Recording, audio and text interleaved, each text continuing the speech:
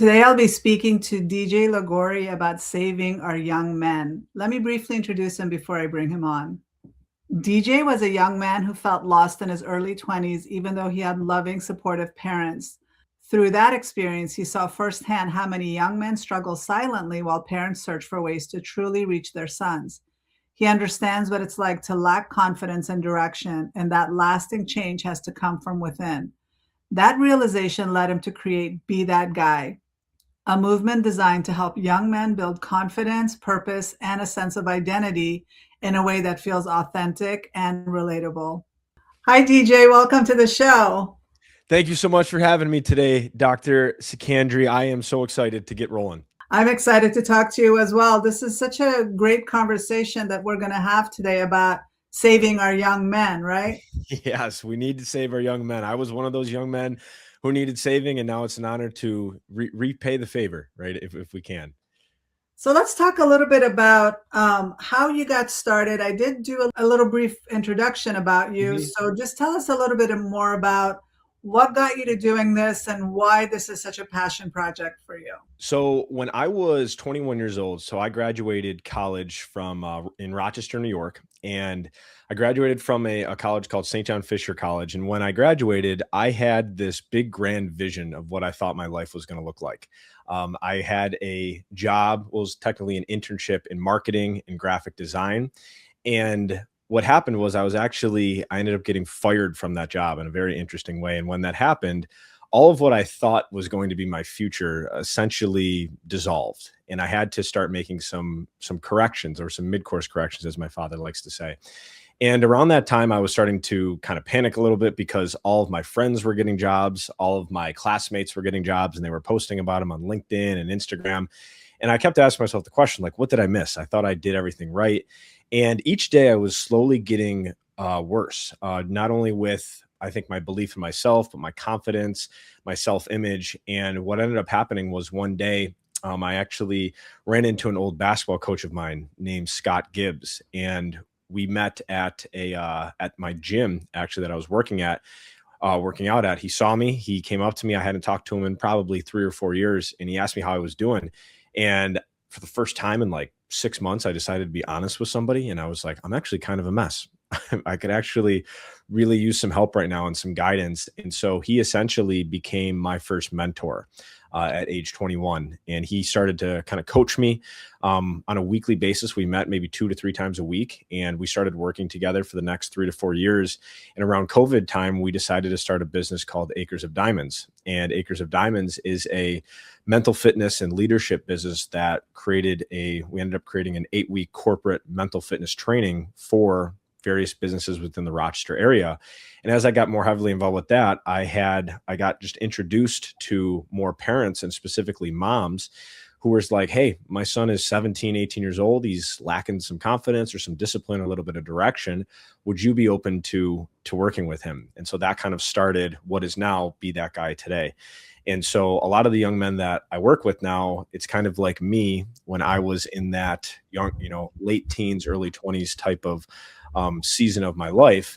And so we work on building better habits together, holding each other accountable, discipline, confidence, and all of this is really rooted in self-belief. I think because of the world that we live in today, I think young men can very quickly lack belief in themselves because they get to see everything that they're not online through TikTok, social media, all of that stuff.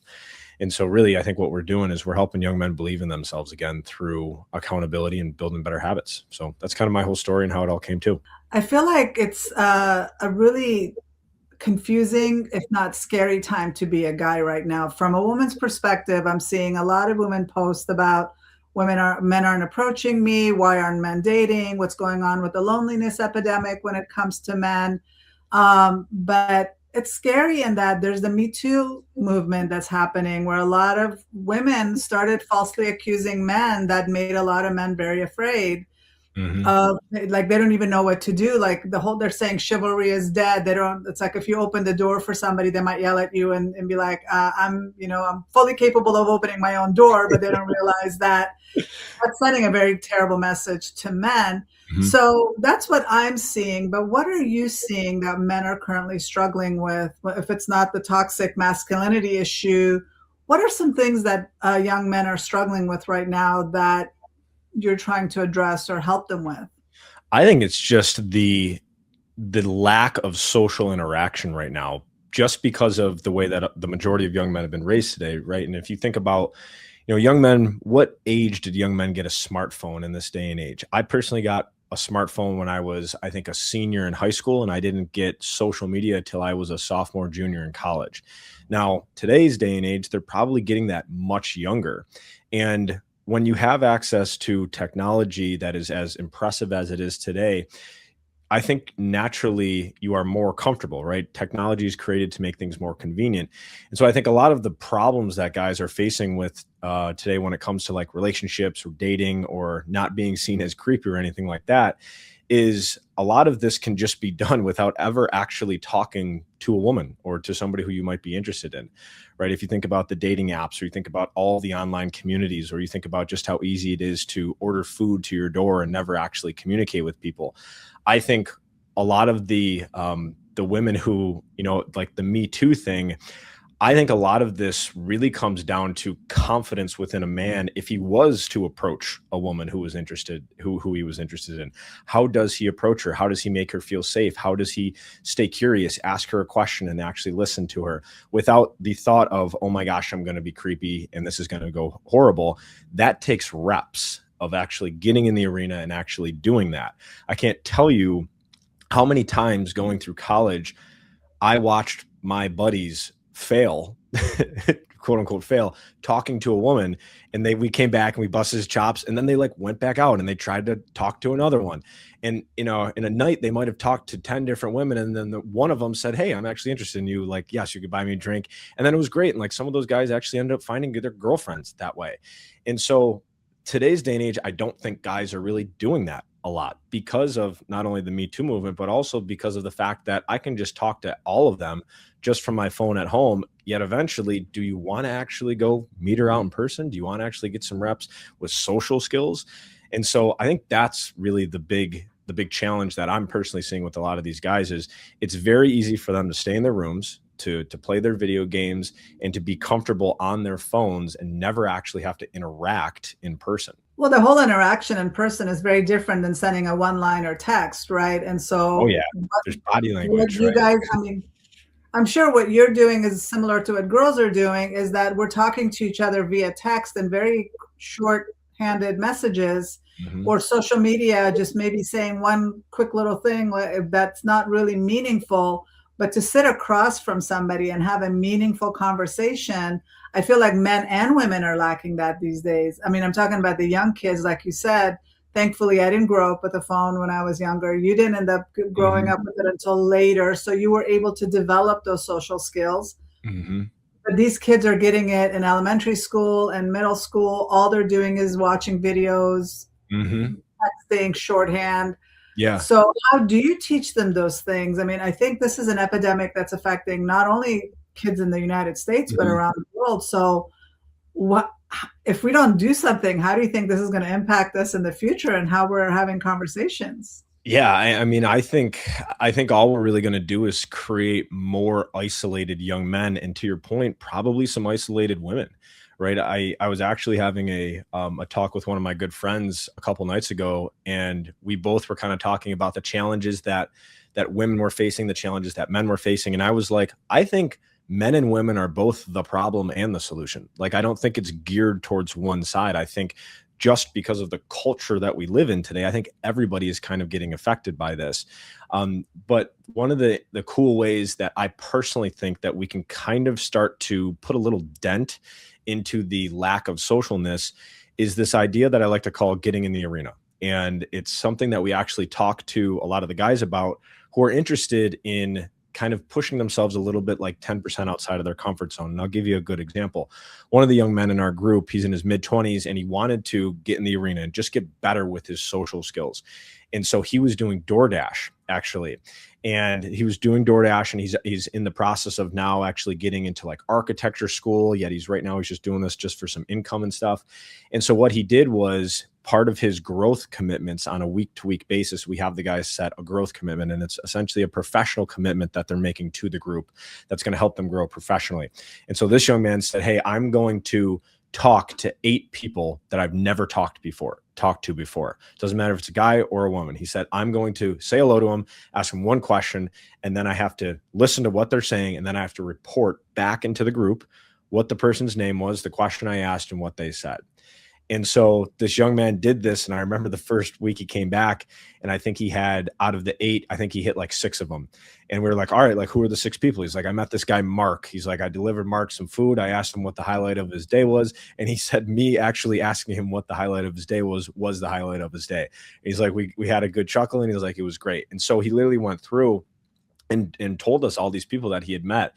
And excuse me. And this is one of the things that I think is super important is, if you're, and we'll just use guys just because that's obviously the typical person that we work with. If you want to get better at just having social interactions, it doesn't have to be with women. One of the guys in our group, he's 24, 25 years old. He's one of the most confident young men I've ever met. And I asked him, I said, what are the things that you do to be confident?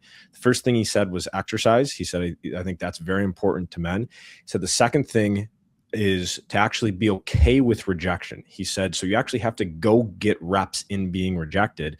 Then the third thing he said was to be okay, comfortable being alone. Go for a walk by yourself and just be okay with your own presence. He said, I think that really helps with confidence. And he goes, and to take that even a step further, if you are in a social setting, so you're at a gym, a library, a bar, a fitness center, whatever, he said, just talk to anybody. He said, it doesn't have to be a woman. He said, talk to the guy at the front desk. Hey, how's it going, man? Hey, real quick, what's the highlight of the day been so far? Just that interaction gets guys just out of their comfort zone a little bit. It's one of the things that I actually do every time I get in the elevator at my apartment complex with somebody else. I'll always ask them something. I'll always just say, hey, like, I didn't do anything fun today. And just like they'll look at me and they're like, oh my God, he just said something. Right. He didn't just look down at his phone and look into the corner like a helpless little squirrel. Right. Like I actually said something to them, and they're like so taken back. So I encourage guys, like, if you walk by somebody in the hallway, say hi. If you're in a stairwell, say hi. Just a quick nod. It just gets guys out of their comfort zone, as I like to say, like that 10% push outside of the comfort zone. That's funny you're talking about that. It just made me remember my own self in my early 20s and late teens, how terrified. I had so much anxiety as a young adult. And the idea of dating terrified me. The idea of talking to people terrified me. And the way that I did it was, when I turned 19, I challenged myself to overcome as many fears as I had. And one of those was talking to people, talking to strangers. And so I started talking to kids, and I thought that's how I was going to practice to see how I could build my social skills, or talk to older people. Yeah. And nowadays, a lot of us don't have much expectation from the young generation. We just think they're all going to lack social skills, so nobody talks to them. And so when they actually do say something, it's a nice surprise. And so I think encouraging them and not being worried. It's funny because I was practicing so much when I was younger to say hi to people that I went to New York one time. I remember I'm standing there at the grocery store just waiting for my aunt to finish. And I was saying hi to everybody that walked by. And, in New York, they're not used to that. They oh, no.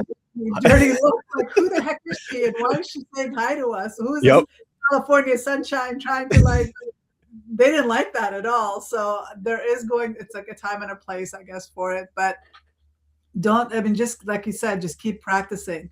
Talk to a tree, talk to an old person, talk to a dog, talk to children, and get comfortable talking to people, because COVID really, I think, messed up a lot of people. Oh yeah, especially the younger generation. I mean, a lot of these guys that I talk to, right, when I'm kind of just being introduced to them, they're like, I graduated in COVID, right? I graduated online, so I didn't get to sit in an auditorium with hundreds of people and converse with the people next to me. So I think that's a huge part. And a lot of the parents that I talk to, specifically the majority is moms, they'll say, like, COVID messed my son up. Like it Yeah. really kind of screwed up just his natural social interactions, his friendships, right? Him actually getting out like into the world and doing things. And so I always encourage guys like a really simple social interaction you can have. And I remember I used to do this in when I was still working in corporate Americas. Anytime I walked by somebody in the hallway, I always said hi. Even if they were like looking down and they really didn't want to say hi to me, I was always like, hey, how's it going? And like I always would do that. And it was just the like the approach anxiety, you can call it. It was just like just enough to where I'm like, okay, I know I can do that. Right. And like that was very, very helpful for me to develop my own social skills moving forward. Yeah, I mean, even with my own relatives, when I see young kids going to dinner parties and all they're doing is, I mean, it's very easy to hide behind your phone Mhm. and not have to talk to anybody and just look busy. Yeah. But it really bothers me when I go to dinner parties and all my cousins and relatives are all the heads in the phone and nobody's talking to each other. I get mad and I tell them all to put their phones away and talk to each other. And then they end up having so much more fun when they do that. But Oh it's yeah. that initial anxiety of how do I get started? It And we were so lucky to grow up without having that as a crutch, and it's become a crutch now. So, do you encourage these kids to go into situations and not carry their phone or have their phone away so that they're not tempted to look at it? Is that what you're doing? it's one of the things where I'll actually ask the guys, I'll be like, how are you guys with your phones? Like, because I'm kind of curious, because one of the things that I always try to be is like, I never try to be judgmental of the guys, right? I don't know what they've been through, what their beliefs are. And so it's my job to, express some curiosity. And so I'll say, like, how do you guys think you're doing with your phones? And we actually had a young man last week who was like, I'm on my phone way too much. And he's like, and so he decided his growth commitment for that week was he was actually going to do 2 hours or less on his phone, and it tracks it all on the phone. And he deleted every single one of his social medias. And the ironic thing was he actually missed the next meeting because he didn't have any notifications. And I was like, where are you? And he's like, dude, I literally turned everything off. He's like, I totally forgot about our meeting. And I'm like, well, this is kind of ironic. Like you really hit your growth habit so hard that you missed the actual session that week. But it was pretty cool because he's like, I feel so much less stressed. He's like, and one of the really cool things he said too was he goes, I enjoy spending time alone outside now. He's like, I'm not like, my thoughts aren't like scary or stressing me out. He's like, I breathe better. He's like, I look at like nature a little bit easier. And I'm like, huh, like there's definitely something to that, right? Decreasing the phone usage and like looking at this phone versus like looking up and looking at the world and breathing a little bit and taking in some fresh air. So yeah, so the phone usage is definitely something that I think we talk about with the guys, especially if they bring it up too. Well, I love the fact that I'm reading articles that a lot of young people are going back to the flip phone I love or that. the I dumb phone. absolutely love that. I think it's such a valuable thing. And Mhm. as I was talking to, I remember I'll share a quick story. So we ran a retreat in August of last year with the guys in our group. And so one of the nights, one of the older guys had an idea. He's like, hey, let's play like charades. And he's like, everybody phones off.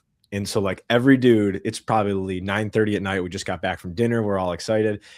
Every dude put their phone in the kitchen on in like this big like fruit basket, and we played charades. 10 dudes played two teams of charades, and it was so funny. Like the things we were acting out, it was some of the most entertaining, comical things that I've ever experienced.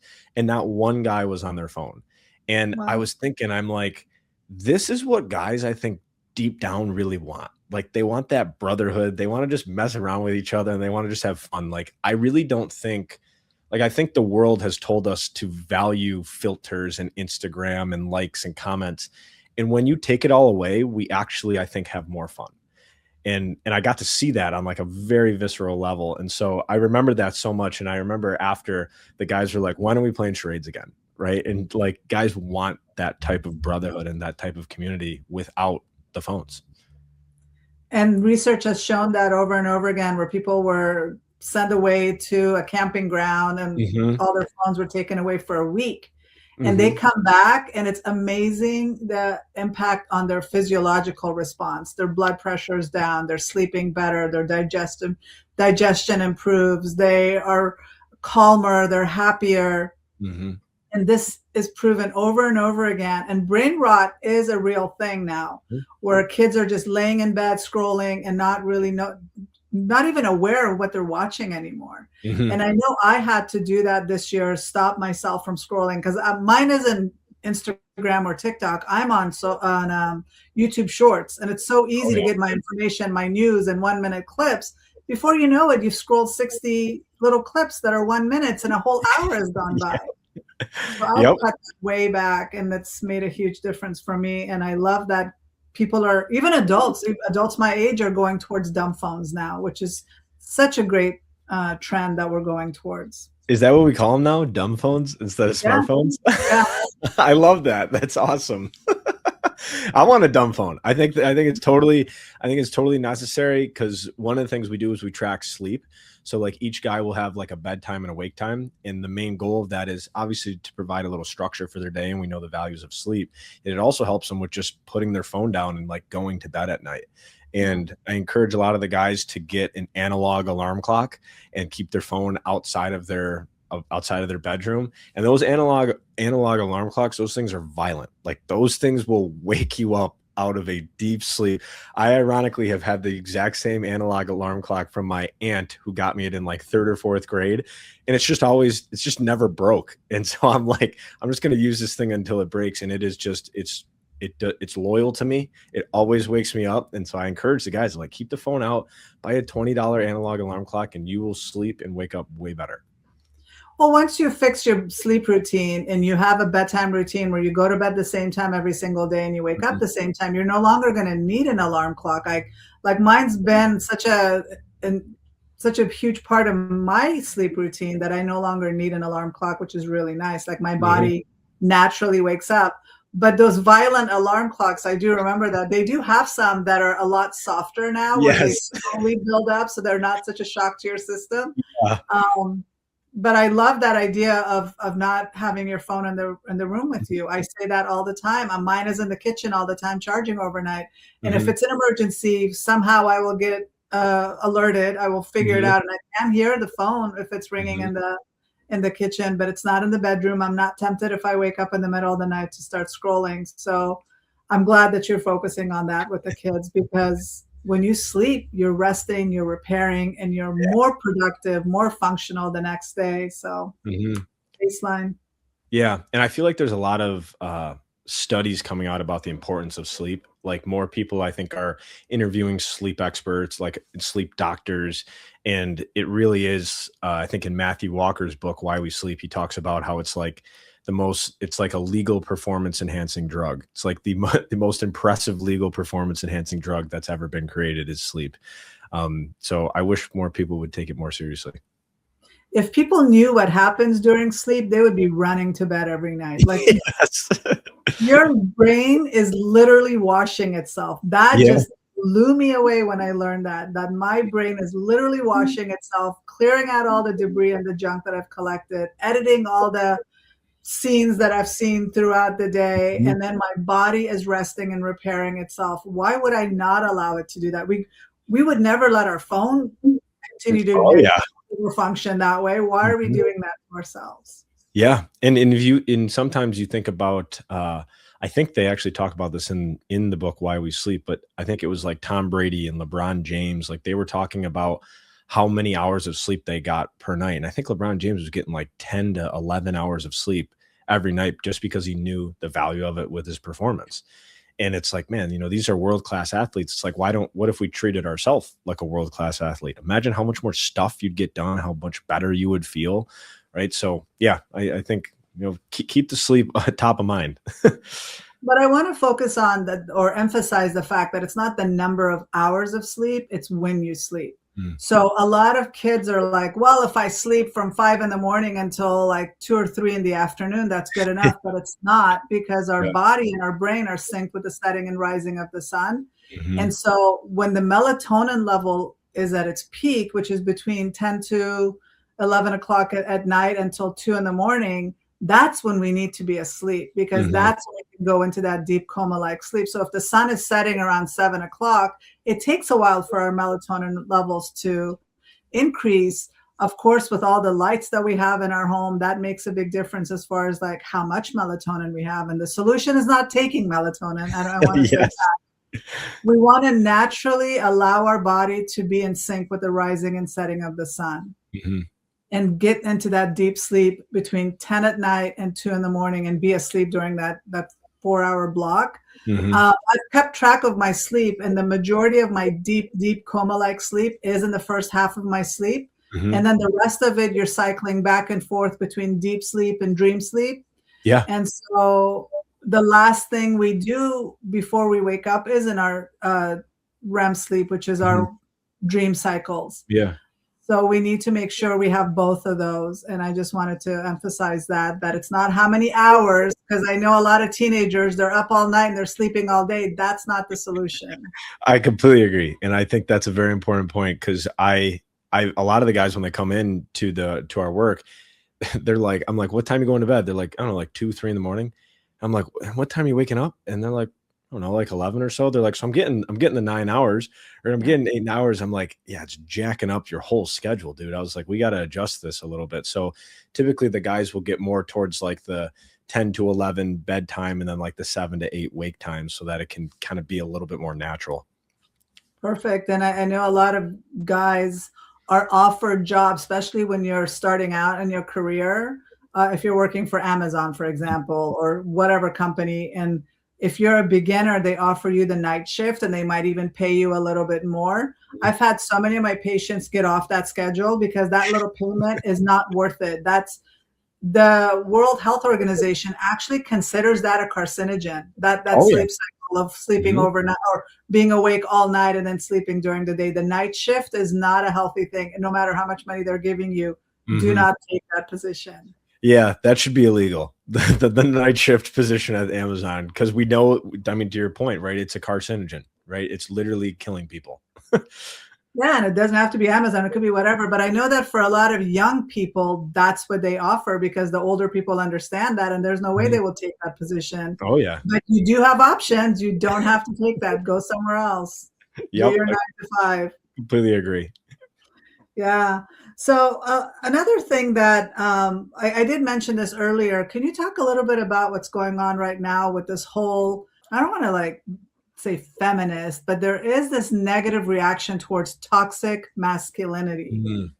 And I don't like that term at all because it completely emasculates men. So can you talk a little bit about that and how that's impacting the men's mindsets and what the solution would be or the alternative would be to that? You know, it's funny you bring that up, because yesterday I was sitting on my balcony every morning I sit on my balcony and I have breakfast and for some reason that word popped into my head, toxic masculinity. And I really don't believe in what I think it is. And I personally believe that it's a good thing to have strong, driven, capable, useful men in the world. I also think it's a really good thing to have strong, driven, capable women in the world. I recommend we all be those things. I don't recommend that one gender overpowers the other and vice versa. And so I think when it comes to the feminist movement or the toxic masculinity, I really look at this more of like, how can we create together instead of compete together?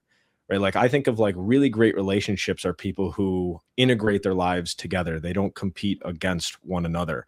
And I don't know if this is women wanting to feel more like the dominant sex or the dominant gender and trying to push men down and not letting us carry your luggage to the airport or not letting us open the doors for you. Because I think there is something that you mentioned in the beginning when, let's say a woman doesn't let a man open her door for him, she's basically removing a little bit of his usage and kind of screwing up with like the way he's biologically wired, right? As men, we are wired to protect and to provide. That doesn't mean just financial provide. That means like provide safety, right? Provide love, provide care. Like that is personally the way that I look at it.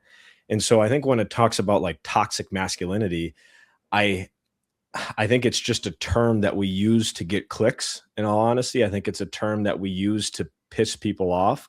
I think it's a term that is very trendy. And I think the word toxic creates so many different ideas of what that actually means. And I think I've even used the word toxic in like making fun of it a little bit. I was on a panel not too long ago last year about redefining masculinity. Like, what does it mean to be masculine in the 21st century? And there's a great book by Jason Wilson called The Man the Moment Demands. And this book reinforces a lot of what I believe in. And essentially, it's being adaptable.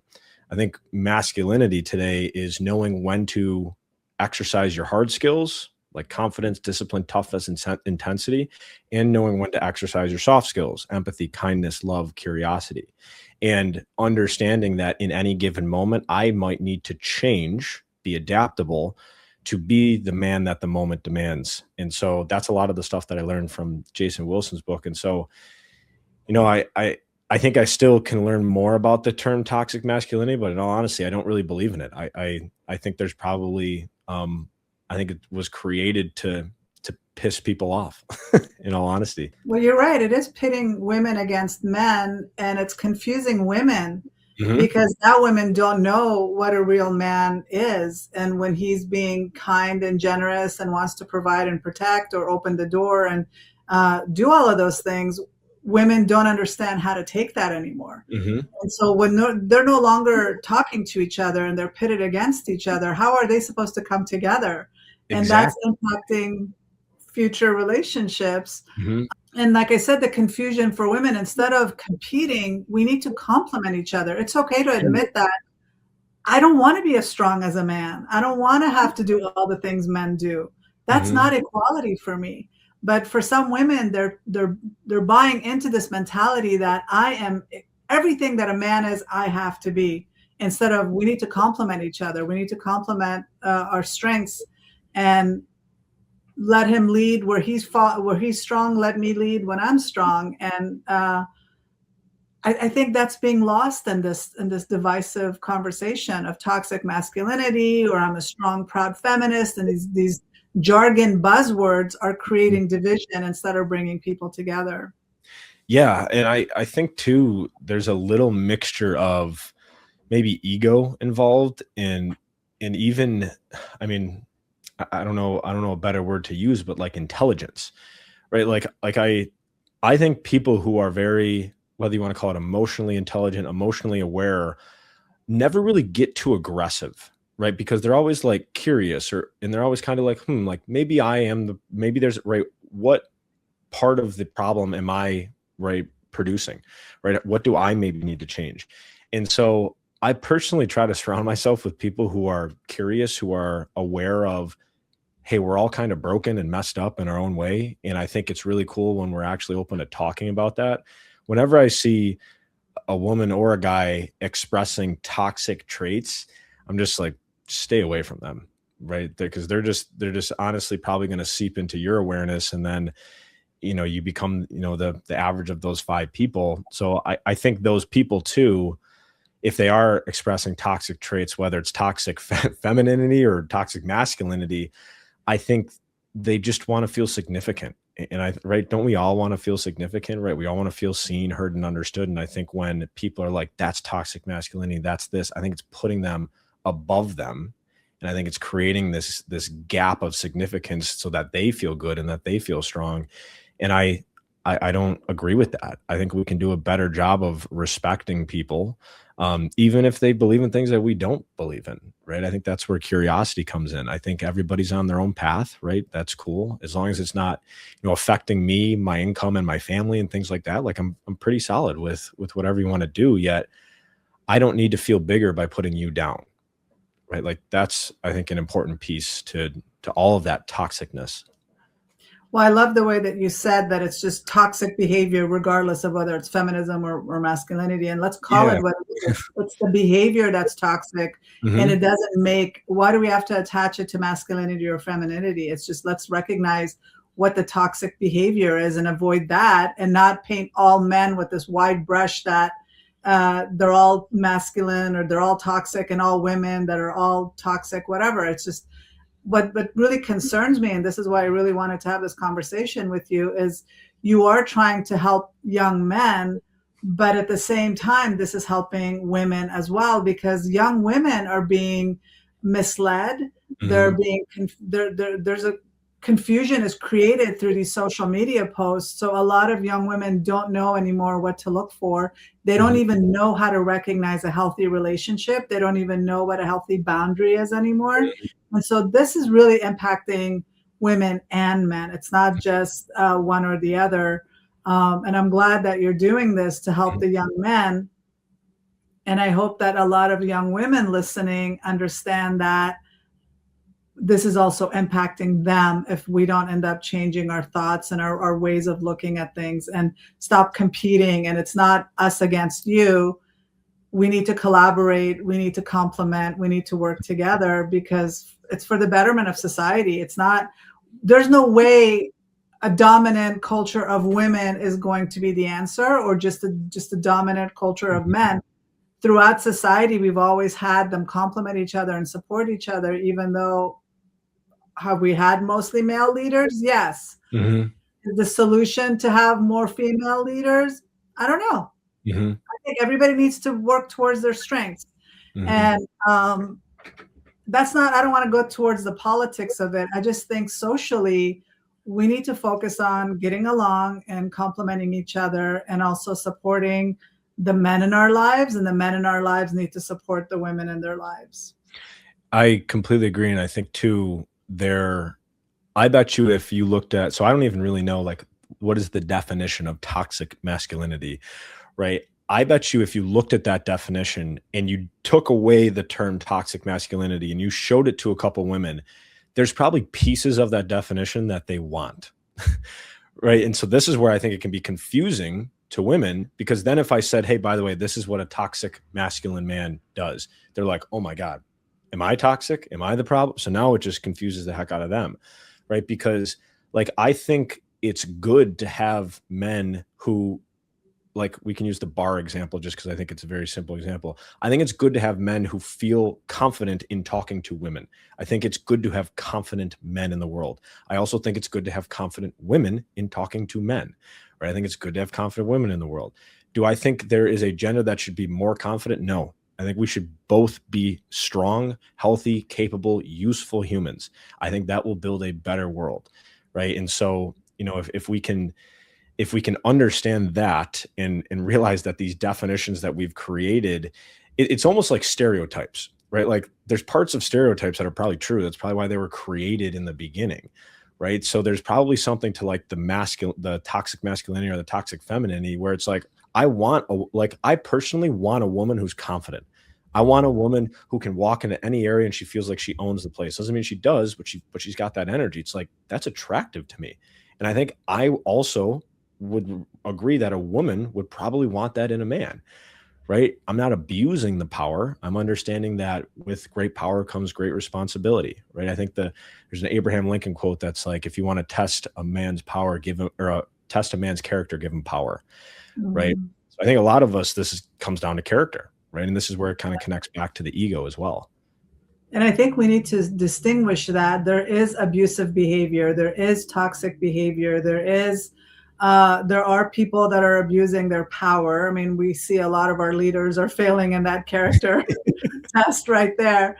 But like I said, there's so much on social media that's confusing us and creating this division. Do you ever acknowledge or address the whole issue of why women are that whole scenario about would you choose a bear over a man to be in a room with? Do you guys ever talk about that? Can you So elaborate on I heard about the thing, but refresh me what it is, because I probably have an idea of it. I probably don't know the whole thing either, but basically a lot of women would rather be stuck in a room with a bear than a man, because the man is more likely to abuse them than a bear would. That's horrible. Who the heck? Where's the data on that? Women really would rather be in a room with a with a bear than a man. What do they think? What do they think we're gonna do to them? Right? Like that's.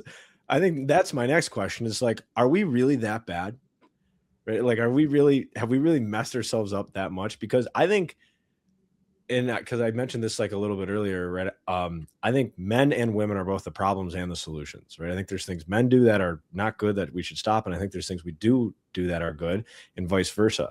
Yet I can genuinely say I've had conversations with dozens, if not hundreds, of young men, and they've told me things that like women have done to them, and I'm like, oh my god, I'm like that is horrible.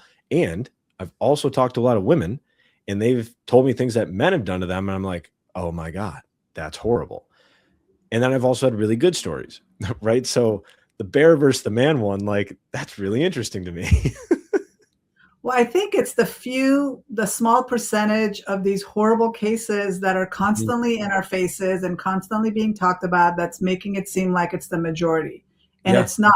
And Hmm. it's the whole Me Too movement that came out. And during the early Me Too movement with the whole Johnny Depp Amber Heard situation, I ended up siding with Johnny Depp after I watched the trial because initially my inclination was believe all women. I bought into that whole believe all women. And then you realize there are some women that can be really, really awful. So I'm not going to believe all women. I'm going to believe facts. I'm going to believe the evidence. I'm going to believe the situation, and I'm not automatically going to jump on somebody's bandwagon and support them because they happen to be the same sex as I am. Hmm. And as that proved after watching that trial, it's like I wasn't a Johnny Depp like a major fan. I liked his movies. I didn't know much Hmm. about the case. I didn't even follow any of it up until the trial. But after watching that trial, I was shocked that a woman could be that vindictive. Hmm. But at the same time, I started interviewing the other people about how women can be the abusive Hmm. aggressor in a relationship as well. And so we need to talk about that more. And right now, I'm all about the whole Justin Baldoni, Blake Lively situation. And again, Hmm. I'm looking at Justin Baldoni as this sweet man that there's no evidence right now, as far as I'm concerned. There is no evidence that supports Blake Lively's claims against sexual harassment against this guy. And yet he has to pay all this money to defend himself. And after the Johnny Depp trial, so many men were like, I didn't have the money to defend myself. I went bankrupt trying to, I didn't have the celebrity, I didn't have the support, and I went bankrupt trying to support myself. I've lost everything, even though I was innocent and I didn't do anything because of that tendency to believe all women initially. And so, in that case, I've become very passionate about trying to highlight both sides and for us not to be so uh, tunnel visioned and Yeah. so quick to judge somebody without having the full picture before we decide who's guilty and who's not. Yeah. So that, I mean, you just walking me through that like breaks my heart thinking about a man who, right, was innocent and now he's lost all of his financial means because of this. And one of the things that we actually work on the guys with is so in our habit program, we kind of do hard skills in the beginning and then we start to incorporate soft skills as we move throughout each week. And one of the skills that we talk about is curiosity. And curiosity being this superpower, I think, especially in men, where our egos are typically always up, right? We're always kind of defensive a little bit. And how can we be more curious? So I think to your point about both of these cases, right? If we can look at things with more curiosity, I think it allows us to let the facts do more of the telling. Right. Like, as you were walking me through it, I'm like, I wonder if they did like a scenario where you didn't know it was Johnny Depp and Amber Heard or Blake Lively and Justin Baldoni, and it was just the facts of the case, and you didn't even know who the humans were. Right. Right. Like, what Whether if I, male or female. right, Yeah. whether they were male or female, like, what if you looked at it like that? Like, would that make things easier? Because now it removes all biases, it removes all history, right? And so, which is a lot of the things that we do with the young men because I'm a third party objective, right? Looking at the life, right? So I don't have a history with them. And so I think that is a testament to the value of coaching and the value of mentorship and the value of like third parties is we don't have the history. We don't have the preconceived biases and it makes it a little bit easier to be curious. Yeah. And I think we need to be more supportive. And I like that you are helping young men understand all this and have these conversations and have this mentorship program. If they're not able to join your program, I hope other men step up and Mhm. guide these men because not everybody has a father figure that can guide them. Yeah. Uh, Mhm. so they do need that support, but so do the women. The women need the same kind of support. That you can't just go and use excuses or just accuse somebody of something and think that that's okay. That's not okay either. And it's just not helping the true victims. And I think the reason I became so passionate and so angry in both situations is there are real victims, real women victims that these things have happened to. But when somebody makes it up, then it just negates all of that. And like recently, I saw an article about this woman who accused this man who's very religious, upstanding citizen, who was very, very innocent. She accused him of rape, and evidence came up that she made the whole thing up, and she's serving 2 years in jail. Mm. And so this is happening. Where in the past they could get away with it, but not anymore, because people are beginning to be more open about what are the facts. Like you said, if we didn't know who was who and whether it's a male or female, how would we decide in that situation? And most of the times the facts speak for themselves. Yeah. And there's why guys are so afraid to approach women at bars. And then the women are complaining because nobody's approaching them. Nobody's approaching them, right? So it's like, right. So I mean, it is, right. There's a lot of problems and everything we've talked about, but there probably are some solutions, right? That is going to require some curiosity and putting down the ego and really some character development, right? I think that's really important. Yeah. No, I'm glad you're doing this. And I hope more young men take advantage of this opportunity of working, whether with you, hopefully with you guys, and if not, find other mentorship opportunities, because we all need that guidance. I wish I had that when I was younger. I wish I knew what anxiety was when I was younger. I wish I knew what was going on with me and why I was so terrified about everything in my early 20s. I also do counseling with a lot of young adults where they're like, oh, by the time I'm 21 or 22 and I don't have my whole future figured out, there's something wrong with me. Well, that's not the case either. You know, your brain is still developing. There's still so much going on. You need to give yourself that time, but also don't abuse your brain, because if you're between the ages of, I don't know, 16 to 27, 28 for boys, if you're drinking and smoking and killing your brain cells and not allowing your brain to develop properly, you're going to have problems in your 30s, 40s, and 50s because your frontal lobe is not properly developed. So give your brain a chance to develop properly if you want to have a really good future in life, and whether in your relationships or your career and profession. Yeah, and I think mentorship is like this hidden resource that I hope we bring more of it to the surface, because as I shared, right, when Scott became my mentor, that's when things really started to click for me. And I probably had many mentors in my childhood who, obviously, I don't think a parent can be a mentor, because a parent is always going to be a parent first. But a lot of the times when I'm talking with moms, they'll say, like, what can I do to help my 18-year-old son who's failing to launch? And like, to be honest, like, there really isn't like a ton of things that you can just force him to do, right? Because he's his own young man. Typically what I say is, I said, your voice is so close to him. Like, he sees you as mom. And one of the really big reframes that I've realized, because I've talked to so many moms and I've said like the same things over and over again, I've realized that the sons see their mom as it's an extension of them, right? So if the son is struggling, by default, the son's probably like, mom's struggling, right? So of course mom wants me to do good, because then it's a reflection on her. So, right. So it's almost like, does she really care about me, like just as me as her son? Or does she want this so that she can like put a Facebook post up that I got Dean's List at college, right? Like there's definitely a dynamic there. So when I come in and say, hey, dude, you're vaping, you're drinking, you're smoking weed, you're playing video games, do you want to get a job? It doesn't matter to me if he does it or not, because there's no status play. And that's the difference that I'm noticing with a lot of these guys is it's a lot of it is the same information that the mom has said. It's just coming from me. Yeah. So there's no like status or recognition. I wasn't there for his first step. I wasn't there for his 10th birthday or when he got his car, right? I'm a completely third party. And so this was the same vibe that I got from Scott when he was like, you ready to figure out your life?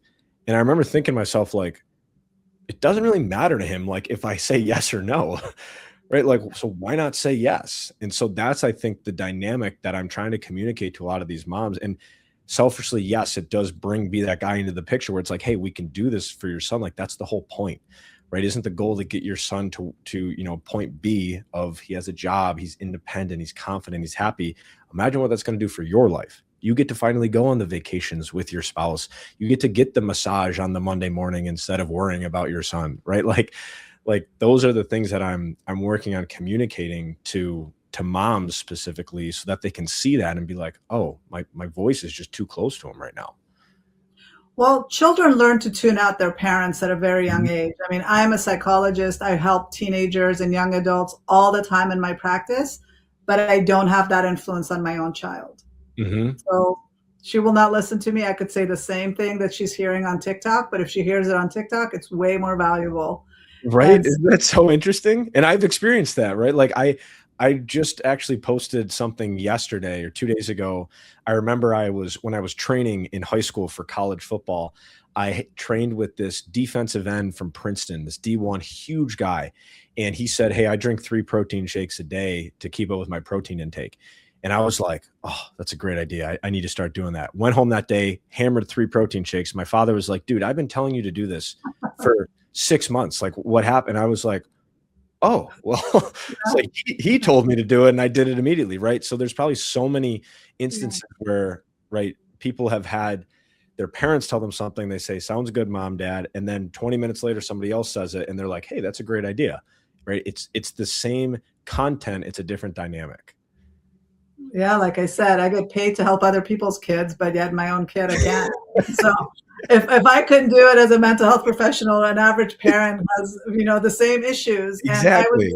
I was just doing a podcast interview with somebody, and she says, I help people all the time in my boot camps and stuff, and I say the same things you're just saying, but I know they're going to listen to you now because they've heard me say it over and over again. It's just not registering anymore. But if they hear it from somebody else saying the same thing, they're going to be more open to it. So it's not just kids, it's just all us adults. We just Yeah. need a new way of hearing it in order Mhm. for it to register. Yeah, I think it's just us humans, right? I think we have BS filters, right? Especially with our parents, right? So, if you tell me to do something, I'm like, hey, she's a doctor. I probably should listen to her. Right? If my mom says, I'm like, Mom, you're not a doctor and you're my mom, right? Could have been the same thing.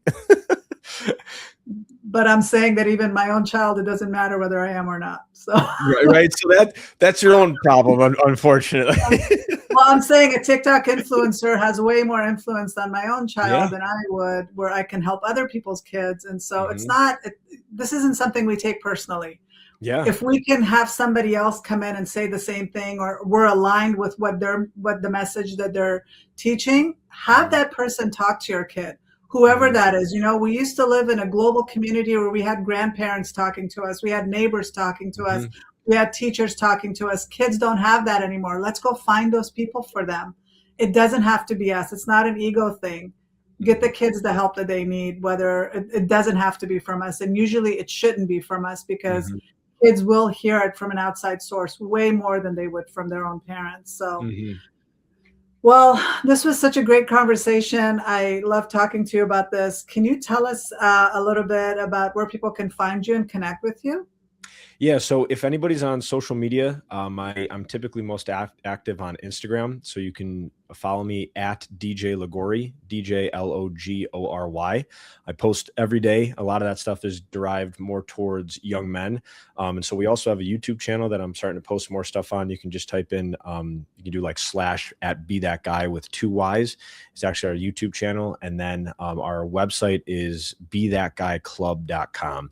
I call it a cool club that we're building. So you can check us out there. And we got pages for young men there and pages for moms as well. So they can kind of see the pain that we're first kind of helping them relieve in their life, and how by default, it's also going to obviously help their son as well. So bethatguyclub.com, at DJ Logory on Instagram, and then be that guy with 2 Y's on YouTube.